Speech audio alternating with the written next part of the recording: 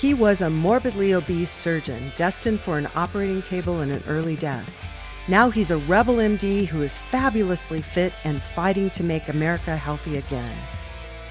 This is Stay Off My Operating Table with Dr. Philip Ovadia.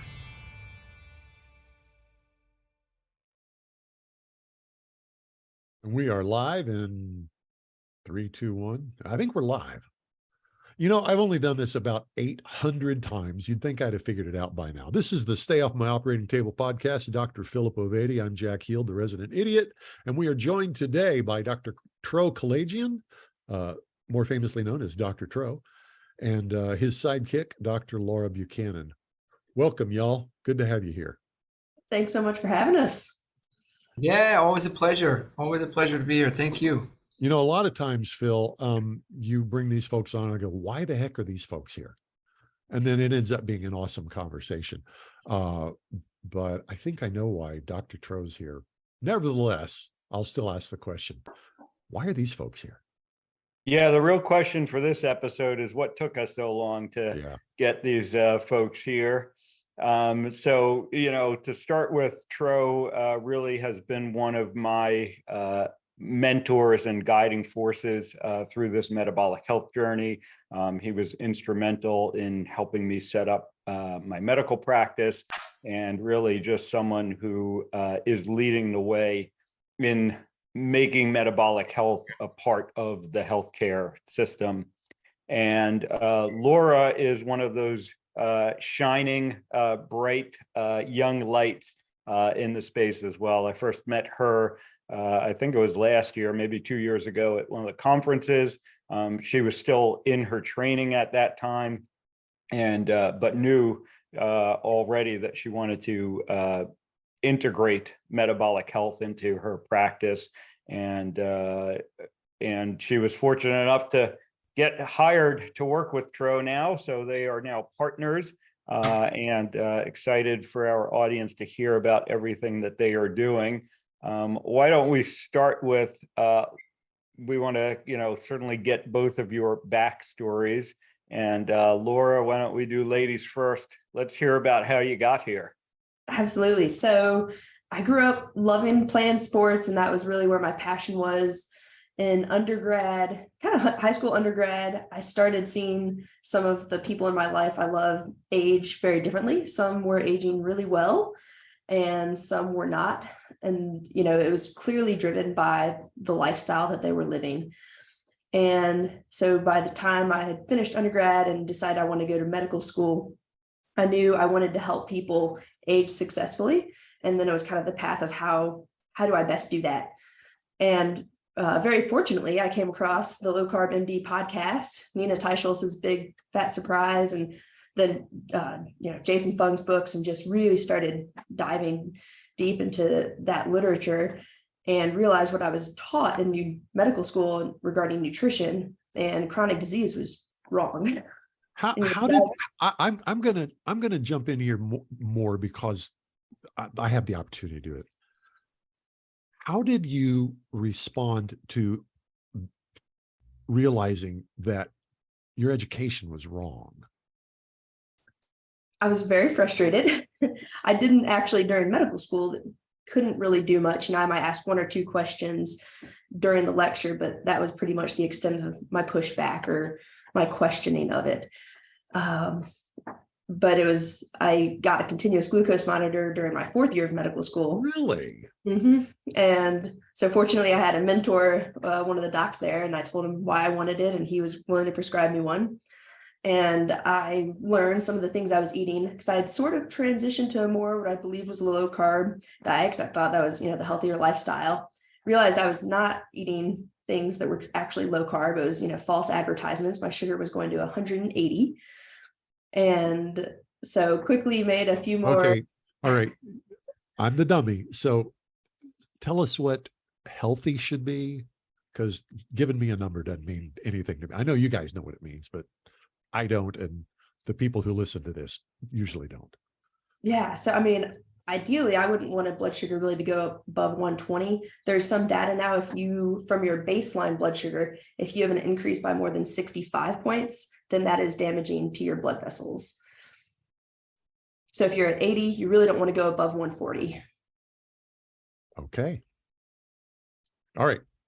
So you've got the CGM. Continue. Yeah. So continued to tweak and improve my lifestyle. And then when residency started, right out the gate, I had I started watching the Low Carb USA conferences virtually, and I started practicing low carb in residency. And so my patients, when they would come in with their diabetes, I would start talking to them about what they were eating rather than just adding on additional medications. And the results were great. And so, initially I got a little bit of pushback. I'd order fasting insulin on patients, and it's like, why are you getting an insulin on this patient? Their A1C is normal, or you already know what their A1C is. How's that going to change management? And so, but I, explained my logic, the reasoning, the research, and eventually I stopped getting pushback, and people were more interested and asked questions. And I think, some people actually, I see more fasting insulins being obtained. And so there's been a transition or more acceptance of low carb actually within the residency. That makes me happy. Yeah, it's really great to hear that you were able to, start off this way instead of having to unlearn a lot of things that guys like Tro and I have had to unlearn. So Tro, I think many in our audience are going to be familiar with you, but for those that aren't, let's get a little bit of your backstory. Yeah, absolutely. I just want to add that Dr. Laura's being so humble about it. I mean, she's done 2 major poster presentations on a low carb intervention that she's presented on at the Society of Metabolic Health Practitioners. She's on the board now for the Society of Metabolic Health Practitioners, and she's leading several committees there. And she's volunteered at a nearby clinic, a federally healthcare center, to educate them on low carb. I mean, she's the real deal. So I'm honored to be able to have somebody to buy in enough that we can change medicine to come join me. And I just want to reiterate that she's humble. She won't say all this, Phil, so I got to say it, because she definitely won't be saying it. So she's the real deal. And I gotta do one more thing to embarrass her. Oh no. She beat me on both board exams. So I always tout I'm the guy who went to this Yale affiliated internal medicine, residency, scored on the 90th percentile on my board exams. And she's like, Tro, I scored on the 99th percentile. So I definitely, found somebody smarter than me. And she won't say any of this, so I'm going to say it. She's doing you a favor by coming to work with you is what I'm hearing. Basically that's the case. So if I'm the lucky one. This is if you don't know my story, let's see. I'm a 350-pound ex-doc whose wife inspired him to figure this out. Like he'd figure out, which surgical technique to use or which antibiotic in pneumonia. And you go to the literature and to just kind of, so I went to the literature, I'm inspired, to kind of figure this out. And what I found out quickly, I had no skin in the game. I was an ex-vegan, I was a calorie counting, kind of. Wait, you were a 350-pound ex-vegan? Well, it's a checkered past, but yeah, I had at least 1 year of my life that I ate just plants, right? As a kid. It's a complicated story, but yeah, I was ex-vegan, vegetarian. Then eventually, when I say a kid, I mean like 15, 16. And then eventually it was, standard diet. That's where I landed, but standard diet still, whole grain bread, brown rice, the good stuff.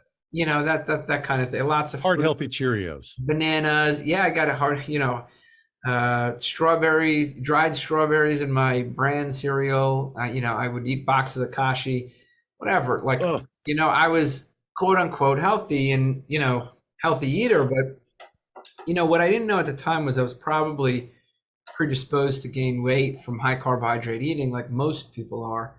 And so, yeah, I found myself at 350 pounds and, basically miserable. I mean, you could have mirrored Phil's story with mine. I mean, we could have been brothers. In fact, we kind of look like brothers.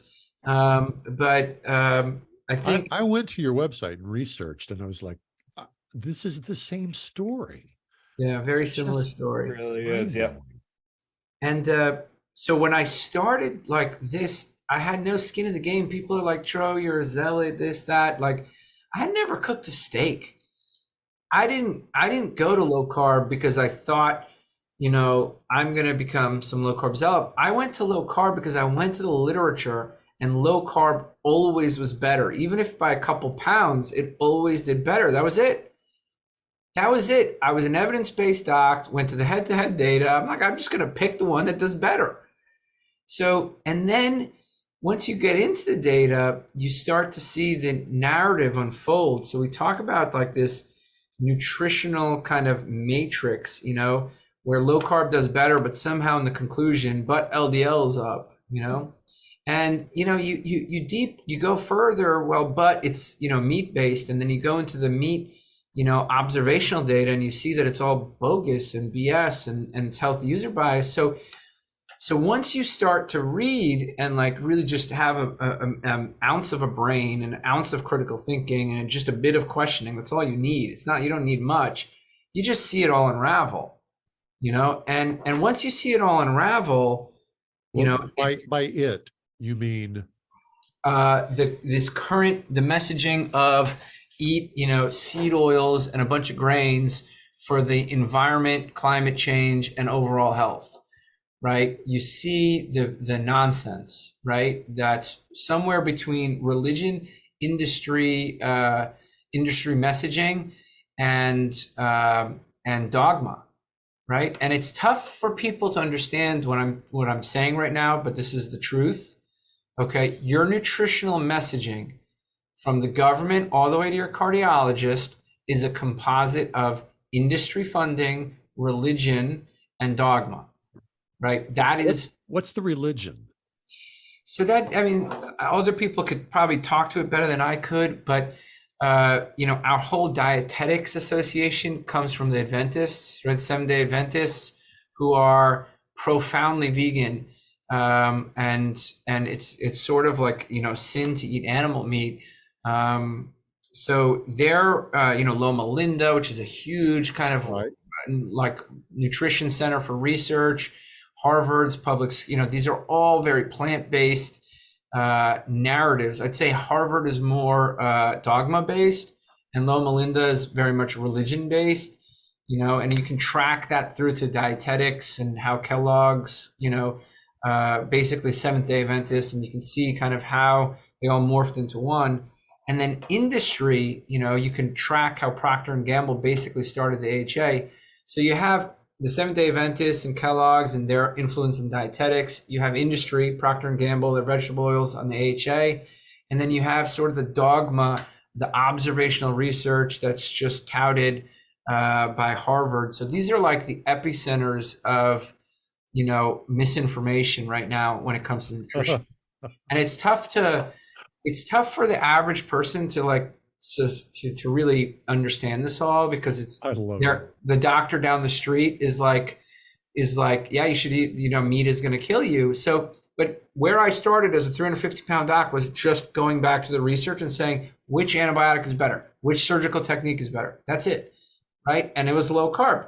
So that's where I started. I got no skin in the game. I didn't know all this. I just found it out as I kept looking kept reading textbooks and research studies and saying, wait a second, we just put out Phil, I know I'm yapping away here. This is good, actually. No, this So we just put out we analyzed a recent study, right? So me and Eric Westman, we looked at a recent study, and David Ludwig and Dr. Adrian Sotomoto, they looked at another study. So what we did was we looked at the same author, by the way. So we're both challenging the same author. And what we found was this particular author, this well-known nutrition author, his name is Christopher Gardner, is a self-proclaimed vegan. He did a study looking at keto versus Mediterranean. And what he did was very interesting. He stopped all the diabetes medications in the keto arm, and he didn't stop them as much in the Mediterranean arm. And then he said, look, the A1Cs are the same, and you know what? Eating vegetables is better, so Mediterranean is better, right? And what he didn't say was he stopped more meds in the keto arm, right? So we put out a letter to the editor saying this is blatant bias. You can't do this. Right. So, and then, the same group of colleagues that we have, Dr. David Ludwig and Dr. Adrian Sotomoda, they reanalyzed the Diet Fit study, another low fat versus low carb study, and they found that a significant portion of that weight loss, right, came from just being lower glycemic. Right. So these researchers, people don't understand, they publish their studies and they say their results, but the bottom line is there's so much design and engineering crafted to try to equalize the results. And the layperson doesn't understand. We have to write the letter to the editor saying, we're calling BS. We're calling BS. So this is the nature of our nutritional landscape right now, is there's a lot of interest. And, that's just the way it is. I don't blame them. They're smart. They're good at what they do. So that's my story. Went from a 350-pound guy to a 200-pound guy. And, I've had struggles in between, but I had to unlearn everything just like Dr. Phil. Yeah, I just want to summarize what I heard because we've got 3 physicians and a dope on this call. Yeah. And I want to make sure that I got it and that the people like me who are listening got it as well. What I heard you say is there are studies that get published that support a position that is really the result of religion, dogma, and corporate interests all driving toward a particular conclusion. Bingo. And without somebody being a cop like you guys are being, these studies they get entered into the literature as if they were legit. So that's did I say that right? Yeah. So that study, let me give you a concrete example. We had a keto versus Mediterranean study, and into the books, if you read the conclusion, no diet is better, is what it said. But buried in it is that they stopped more diabetes medications in the group that was ketogenic versus Mediterranean. So do you mean they were able to stop more? Correct, to get the same A1C level. So look, they said, we put half these people on keto, we put another half on Mediterranean, and they said the A1C at the end is the same. But they stopped 5 meds in the keto arm, and they didn't stop those 5 meds in the Mediterranean arm. So what they're doing is they're saying, oh, look, the A1C is the same. The level of diabetes improvement is the same, right? And that's their conclusion. But what they buried is we got 5 people off meds on the ketogenic arm. So, and that's not anywhere to be seen in the study or on the front page. So this is a very smart tactic for somebody who has an interest in the Mediterranean diet and making it look good, and wanting to, is it biased? Whether it's implicit or explicit, I don't know. It's presented as objective science.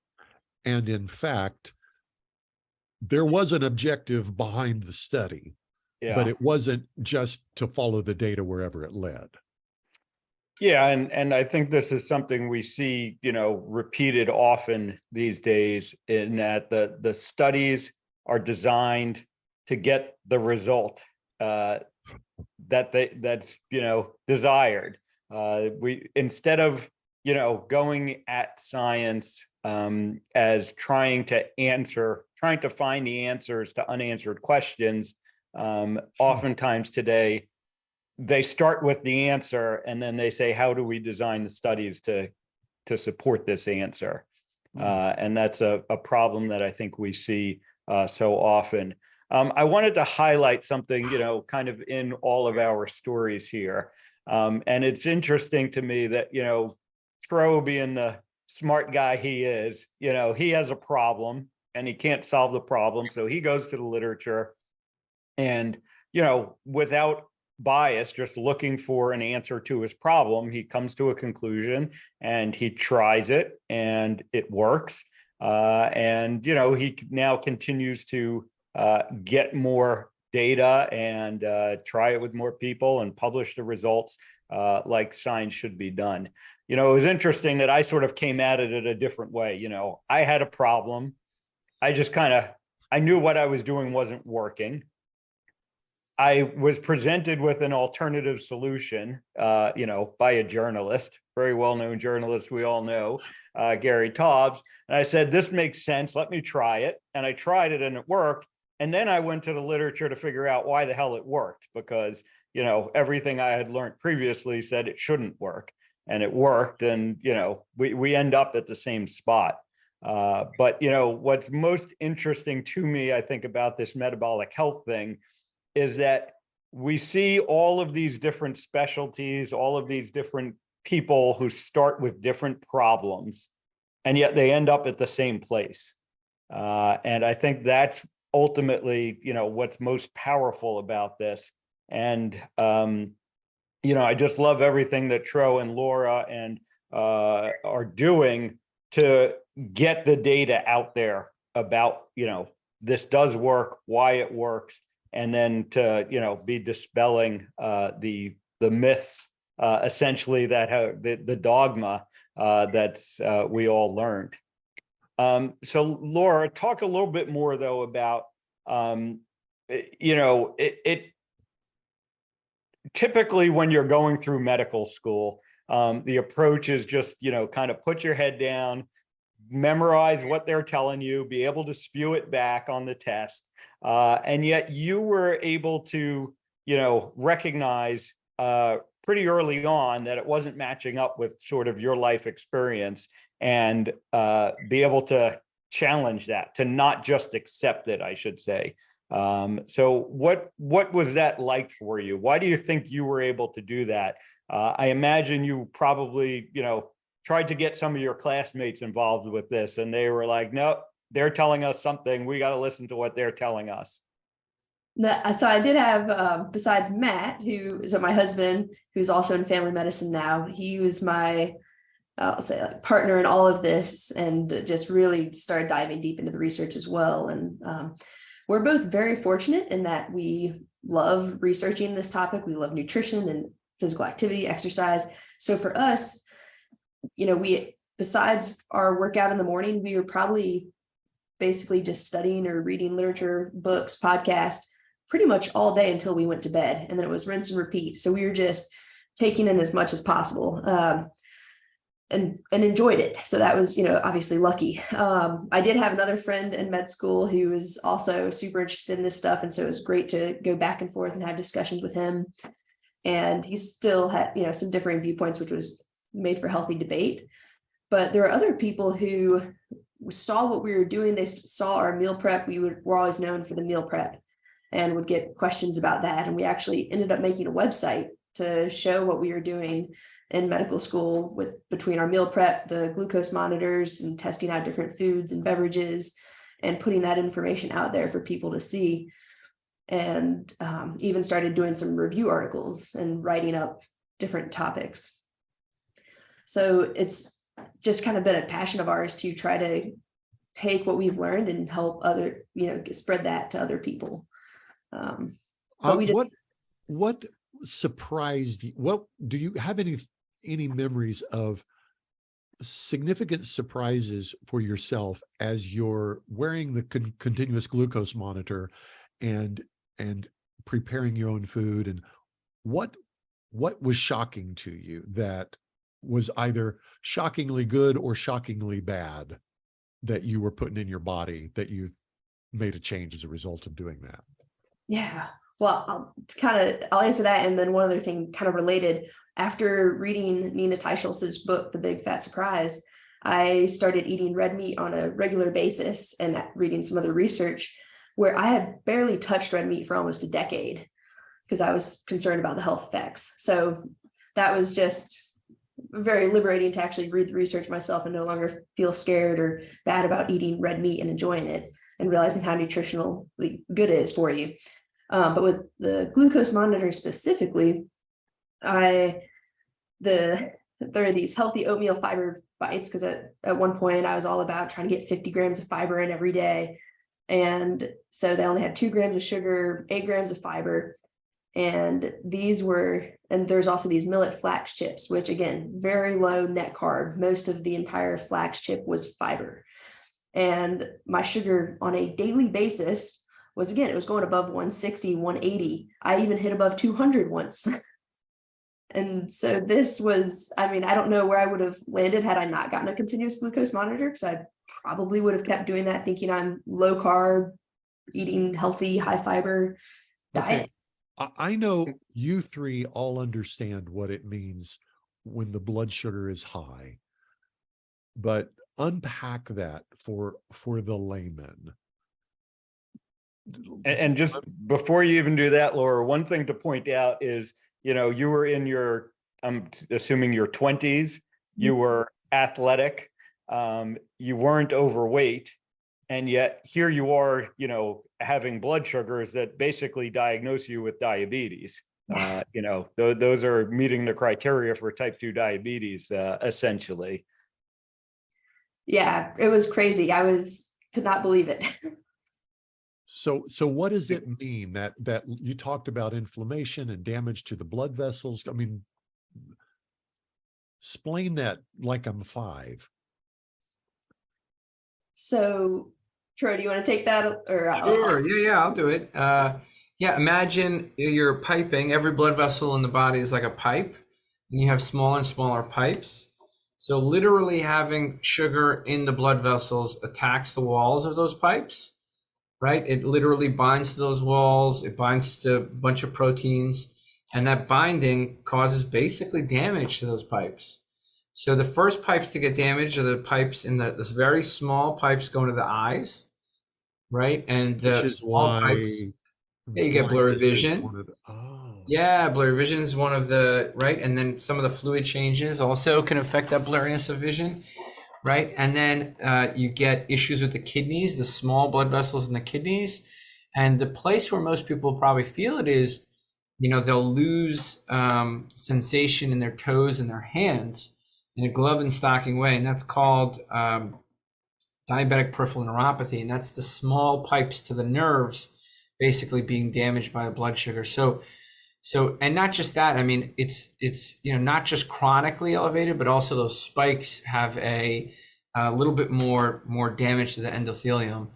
Endothelium is that the layer of the piping on the inside of the pipe, So bottom line is that why the cholesterol builds up? There's damage to the endothelium, and the body's response to the damage is to send cholesterol to help. Well, I'll let the expert take that one. Yeah, no, that's exactly it. I mean, cholesterol cannot get into the blood vessel wall unless the endothelium is damaged, unless the lining of that blood vessel is damaged first. And so this is why, trying to address the cholesterol is an ineffective approach if you're not addressing the damage to the blood vessel wall. Okay. Yeah, I mean, look, bottom line is, high blood sugar is not good. At some point, it can even affect the arteries and the carotids and the heart, for example. The first places to get attacked are the small blood vessels. Eventually, those big blood vessels to the brain and to the heart aren't too happy. So you don't want those high blood sugars. Okay, that makes more sense to me. All right, so positive was you're eating red meat, Laura. What surprised you that you thought was good that turned out to not be? So those fiber, basically processed fibers. Those things spiked your blood sugar? Yep, like crazy. Even though their net carbs are super low. Yep. Yep. So and now we're seeing a lot more products on the market, actually, where I've had other patients wearing continuous glucose monitors, and they will have similar things happen where they're like, but there's only a couple net carbs, and their blood sugars will spike up. And, it's interesting. I've even seen on some patients certain protein shakes where they will drink the protein shake, which I know I have witnessed another patient have and not affect their blood sugar. And yet they will have an increase in blood sugar. And so there's person to person variability, which is one of the reasons I love continuous glucose monitors so much, is the CGM doesn't lie. Like if your sugar's going up, it's going up. There's nothing like that personal feedback that you can get otherwise in medicine. So the message I'm getting, and I've never actually asked this direct question, and I feel stupid that I haven't asked it, but I do want to ask it. The message I'm getting is keep your blood sugars down. Is that right? Definitely. That's just kind of the rule. Down and stable. Down and stable. Yep. Okay. Can I follow up with a question that was provoked as I read your website? And Dr. Tro, I'd like to hear your thoughts on this first. You talked about something that is not food-based, but is health, that has to do with the health of your patients. You talked about your journey, realizing that you weren't spending enough time to get to the root cause of patient health problems. And that's why you wanted to change your practice in addition to changing your own health. And you talked about patient bonding with patients and how important that was. And I just wanted to know more about that. What have you learned, both on a negative and a positive side, and what kind of positive responses can you report? Yeah, so actually, Dr. Laura and I, we were talking about this. We had the luxury of meeting some real greats over this past weekend, and this concept of bonding with a patient, being able to almost instantly establish rapport and trust, and being able to motivate, right, in a very short amount of time. How do we do that, right? So the ideal solution for a doctor, right, is to be able to, one, establish rapport, trust, and to be able to motivate, right? And to be able to do it at the right exact time. Like your patient is in the most vulnerable moment of their life. They're about to eat that one thing. It's going to make them feel like crap and shame and guilty, and they're going to go off plan forever, right? At that one moment, we want to be able to intervene. So our ideal solution is actually being the best possible medical team at that one moment, right? And in fact, our job can be super easy if we get very close to that one moment, right? So how do you get close to that one moment, right? The first beer, the first cupcake, whatever, right? Or the time where they're ready to quit the gym.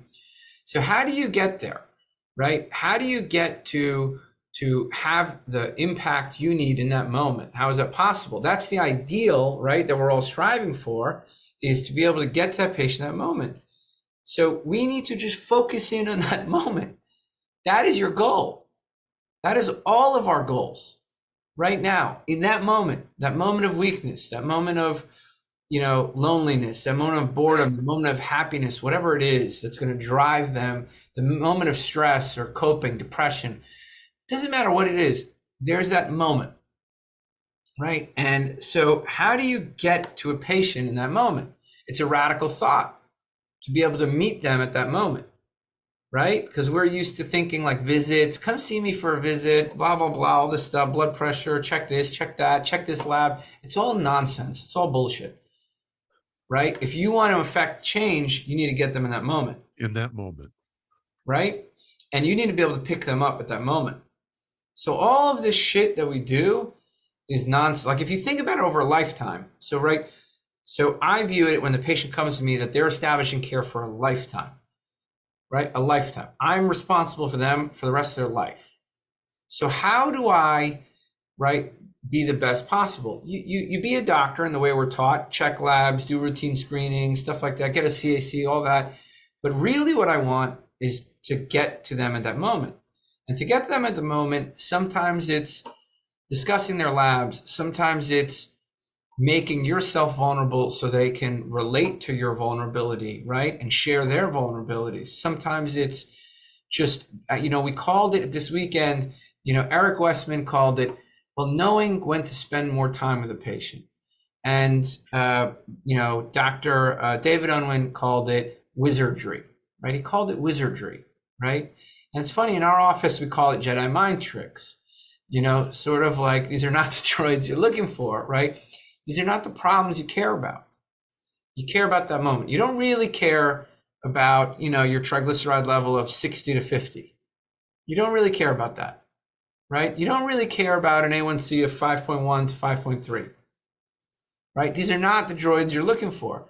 The droids you're looking for in that moment, that moment that could last 5 months where you're eating terribly, you're miserable, you're depressed, you're not exercising.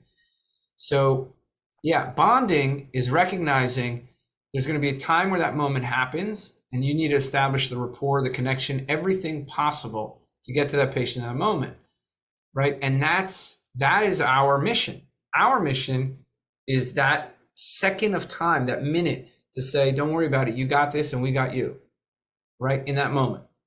And I've prevented disease. That's prevention, right? Because I prevented months of them eating off plan. I prevented a year of their depression, and now they've gained weight and they're depressed about gaining weight. And what else? Or they had that one drink, and that one drink led to 10 drinks. And those 10 drinks led to whatever it is. So that's patient bonding.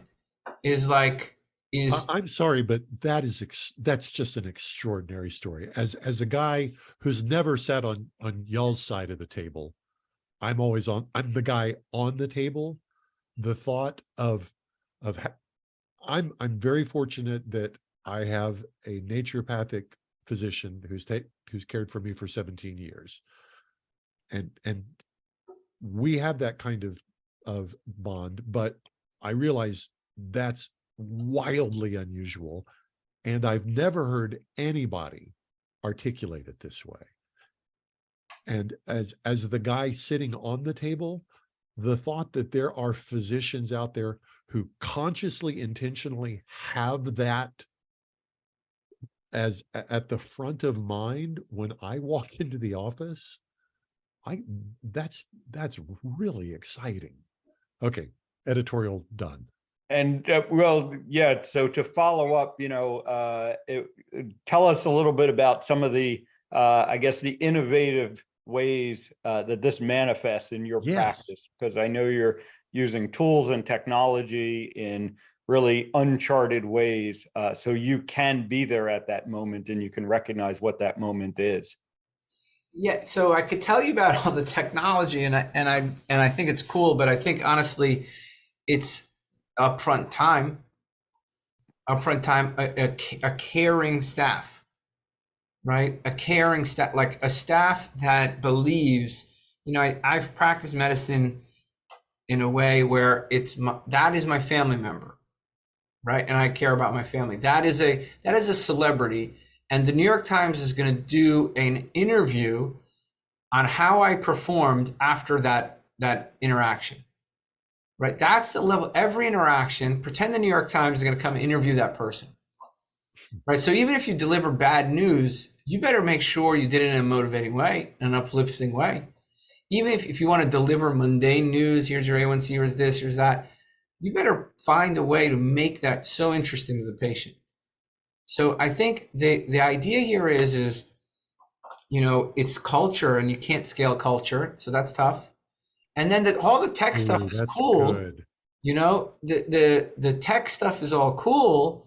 And that's cool. It's cool stuff, and I can get into it. But I mean, it's like most of it is just thinking differently and communicating that to a patient, like what it is, what your objective is. I mean, I could tell you, we have a binge eating hotline. We have a binge eating, We have a going off your lifestyle plan, get help now button and board you can go to and get help now from volunteer people. You don't have to interact with anybody that you don't want to interact with because of shame or guilt. You can just go to volunteers who are powering a place just to get you back on track wherever you are.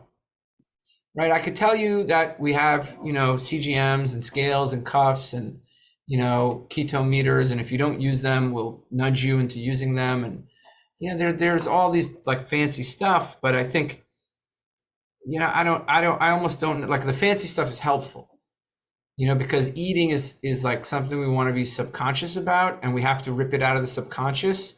So the tools like the CGM are so irreplaceable, but it's the act of what's really irreplaceable is the act of taking something subconscious and sparking change. Right. I'll jump into with something that I think, again, with the technology, but it's the culture of everyone that is there. I won't use any patient names, but there is a patient who sent us a message on using basically a way you can text us back and forth that's HIPAA compliant, and kind of reached out and said, hey, I'm having these stomach pains. So I just, immediately called her up, found out she had gone off plan, and she knows, when she goes back to eating certain types of carbohydrate-rich foods, that it does cause abdominal pain and distress. And she, there's guilt about having gone off plan. And it's like, no, don't feel bad about it. That happens all the time. Let's figure out what we're going to do next time you feel like you're about to go off plan, so that we can plan in advance how that won't happen, what we're going to do instead when that craving hits. And, get rid of that guilt and the shame. Let's, write a card, have a note card that you write down, hey, I'm having a craving. I know if I eat this thing, my stomach will hurt. I want my body to feel good. And so she did that. And then Tro and Amy and Brian have created amazing articles and resources in the app, some about your relationship with food. And so I recommended that she go check out some of those articles about understanding your relationship to food. And so that was last week. Today, I got a message from her saying, I read these articles, and she had written in a journal kind of some of the things that were really touched her and had a really big impact on her when she read them, and just was so excited to have that deeper understanding about her relationship to food, and it could really relate to what was said. And she was just so grateful for that. And so I said, awesome, I'm so glad. And it was just this great interaction. And that was all pretty much virtual. I mean, I did call her, but then after that, we were just communicating, and she's doing great. And instead of having that time where she went off plan become this spiral like Tro was talking about, instead, she's now has this new, deeper understanding of her relationship with food and is excited about this journey now.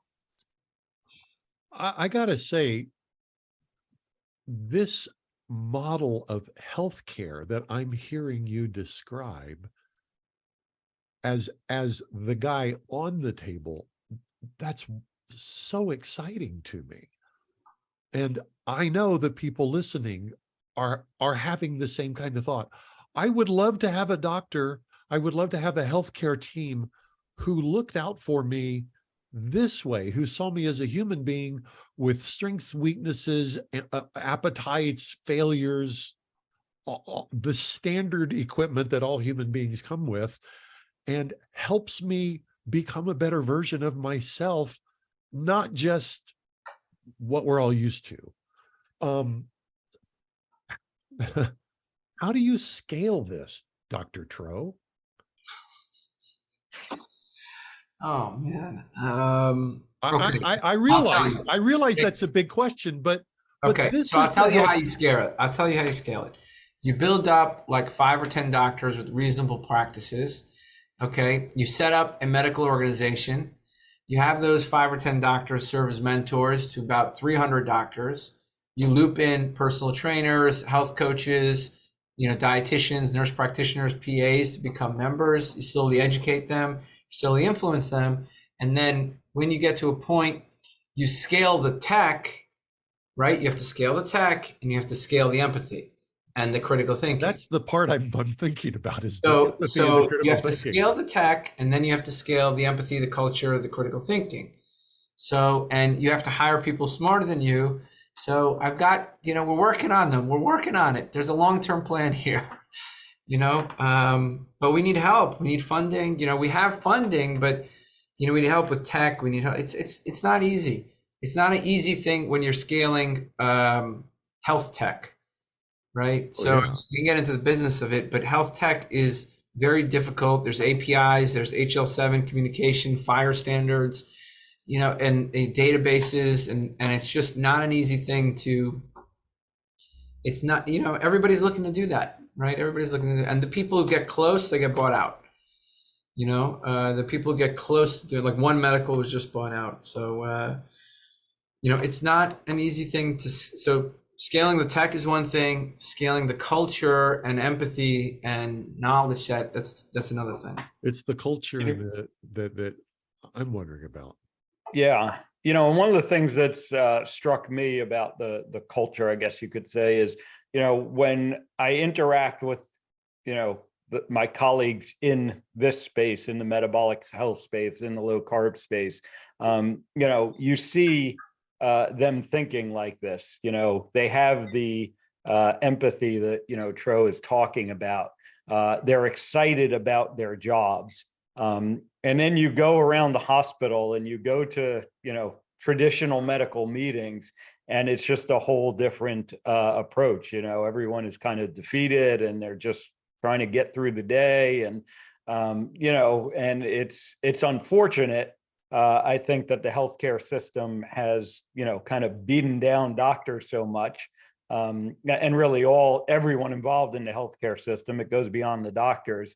But, ultimately, the low carb space, the metabolic health space, you do start to see the light. And I know Tro has talked about this, and many others. Many of our colleagues now have talked about it, how it's reinvigorated their careers because they're actually helping patients, they're helping people. And I think, this whatever you want to call it, holistic approach, it works. 100% agree. Totally. Yep. I have a couple of other questions that come out of this idea of, and I don't want to just drop that last thing, but it's huge. It is huge.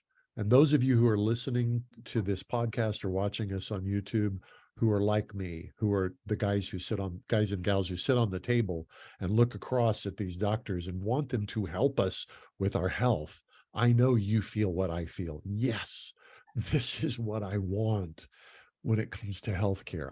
I refuse to call the normal stuff healthcare anymore. I call it disease management, and I don't want to be involved in the disease management industry. All right. So this is a question that has nothing to do with what I just talked about, but it is related.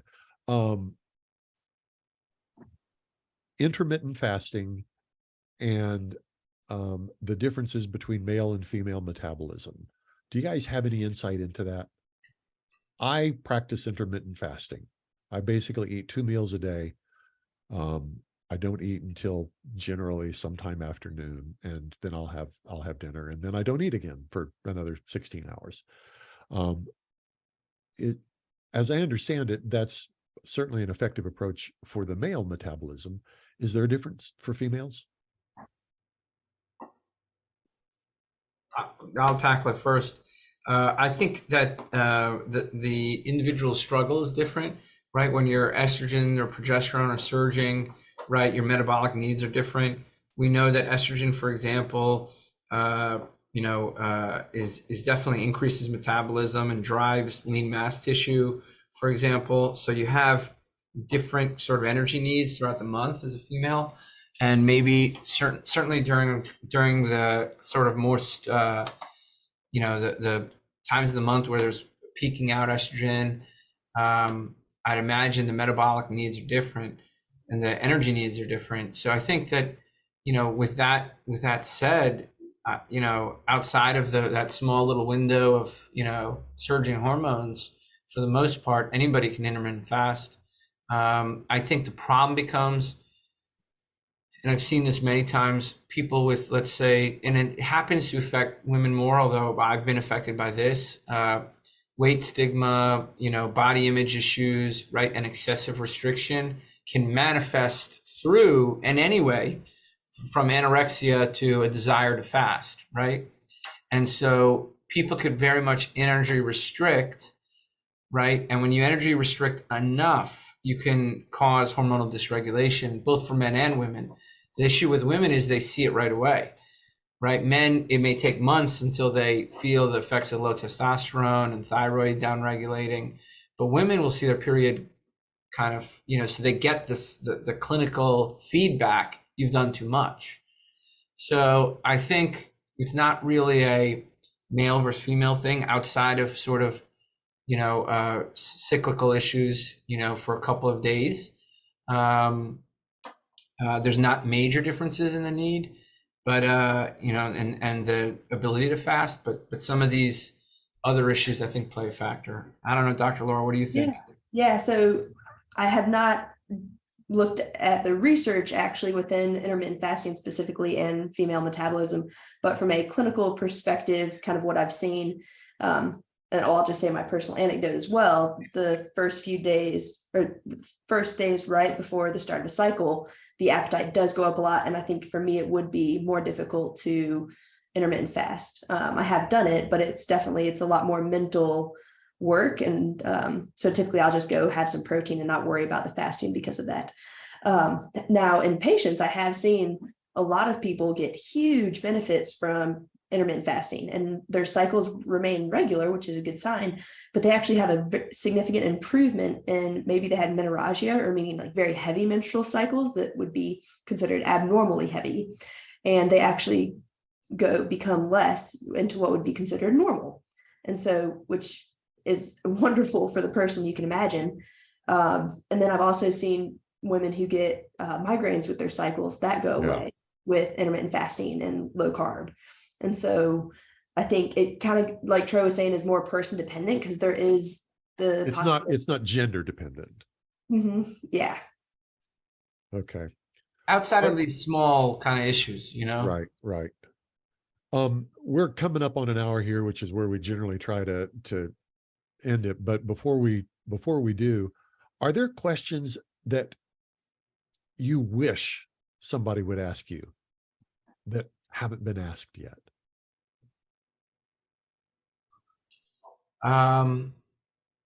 Yeah, I wish a full stack programmer would come to me and say, please, can I help you in any way? So a full stack with MySQL experience and experience with Power BI and data analytics and programming. So I wish they would come and say, how can I help you? That's what I wish somebody would ask me. That's my New Year's wish. We can make a good that one. happen. I think, it'd be amazing if I had, medical schools or residency programs come up and say, hey, do you have a low carb or therapeutic carbohydrate reduction nutrition curriculum to actually teach our medical students, our residents, so that they can actually prevent and reverse chronic disease rather than just manage it.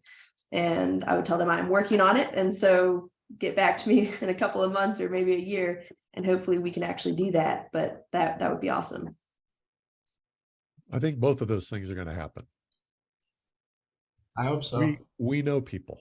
We'll get there. We know Laura, before we wrap up, I just wanted to ask you what it's like, now that you've started your career in this manner. And I'm sure, again, you talk to your, classmates from residency, from medical school, and, most of them have probably followed different paths and are, employed physicians, as most, the vast majority of physicians are these days. They're basically working either for a healthcare system or an insurance company, or in many cases, both. So what's it like, for you, not sort of being entrapped in that system? It's incredible. I actually made a tweet about this the other day, but I go to work and I don't feel like I go to work. I love what I'm doing. And that's the best thing you can ask for. And I love working with Tro. The whole team is great. And I see on a daily basis when I follow up with patients, the improvement in their lives and the stories they tell. And it's exciting. It's fun. Well, let's wrap it up. Tell us a little bit about the business side of your healthcare. The geographically, who do you serve? How do you serve them? And where is it going from here? I'll take that. So the practice is in 50 states. Dr. Laura is seeing all new kind of primary and metabolic health patients. So she'll be seeing those. They'll certainly be available to consult. We're in all 48 states. Hawaii and Alaska can just wait. Okay. Hawaii and Alaska can just wait. But we're in 48 states, and we do full metabolic care, sort of virtual primary care. We have a flagship program, our weight loss program, which is very intensive, several health coaches, personal trainers. We have an app. You don't need us, just join the app. If you don't need us and you have a good medical team and you don't need that medical care, you want a community, you want regular meetings. We have several weekly meetings. We have a intro to low carb course. We have an intro to fasting course. We have that are live and kind of with health coaches and foster that community feel. We have a full curriculum on there on our app, Dr. Tro app. I don't know, did I miss anything? So where are we going? We're going to be selling CGMs nationwide in about 48 hours. So we're going to be selling CGMs nationwide in about 48 hours. So how's that going to happen? It's happening. We're doing it. Well, no. You go to what is 48 hours from now? Yeah, 48 hours from now. 2 weeks ago when people start hearing this. So yes,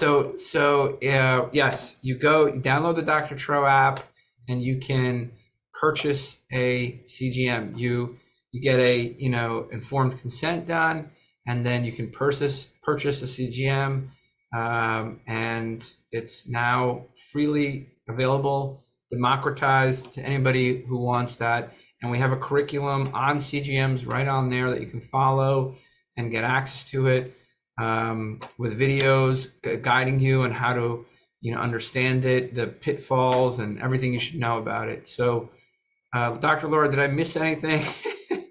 As far as some other things we're working on that hopefully will be up and running in the not too distant future, we're translating the entire app into Spanish so that we can hopefully help that community as well. Yeah, I forgot about that, translating that to Spanish. We're working with an IRB with Stanford, which is going to be huge in the metabolic psychiatry space. So look out for that. An IRB? Yeah, we're doing a research project with Stanford to analyze I can't go too much into it, but we're working with Stanford on the field of metabolic psychiatry. Very good. Yeah. So a lot of things. We're full steam ahead. Love it. So we need your help, Jack and Phil. We need we need some wind in our sails, maybe one day, right? Well, as just a guy, I love this. I have been so, I like to tell folks, before I met Phil, I was deeply cynical about the field of medicine in general. And I had been working to get less cynical. And then the more I talked with Phil, the more I realized I wasn't cynical enough. And no slam against him. He confirmed my worst fears. And it's been wonderful to know that there are physicians like him. And then hearing your model for patient care, oh my God, there is nobody who wouldn't love that, who doesn't stand to benefit financially from it staying the same. All the rest of us, all us schmucks down in the dirt and muck who just want to have a good life, that's wildly exciting. So we need to make sure folks know how to get a hold of you. As I see it, drtro.com, doctor spelled out, not DR, but DOCTOR.com, drtro.com, TRO. Any other ways folks should track you down? Dr. Tro app, Dr. Tro spelled out at our app. We're there every day of the week. There's something for you. So our goal is, like I said, trying to get as close to that moment as possible. I love it. And there looks like you're on Facebook, Twitter, YouTube, Instagram, and LinkedIn as well. So we'll make sure all that information is available in the show notes. Sorry, Dr. Laura, I interrupted you. Oh, no worries. I was just going to say, in addition to Twitter and Instagram, having agingsuccessfully.substack.com for some more information and on varied topics that'll have to relate to aging well. I need to make sure that one gets noted because I don't remember that one. agingsuccessfully.substack.com. Yep. All right. Very good. Well, for Dr. Philip Ovadia, I'm Jack Heald. Phil, go ahead. Yeah, I was just going to say, it's been a pleasure talking with both of you and bringing this conversation to the audience. I think they're really going to love it, and look forward to seeing where it leads next and what we can do to build it together, guys. 100% awesome. Agree. Thanks so much for having us. Well, we'll talk to y'all next time. Sounds good. America is fat and sick and tired. 88% of Americans are metabolically unhealthy and at risk of a sudden heart attack. Are you one of them? Go to ifixhearts.co and take Dr. Ovadia's metabolic health quiz. Learn specific steps you can take to reclaim your health, reduce your risk of heart attack, and stay off Dr. Ovadia's operating table.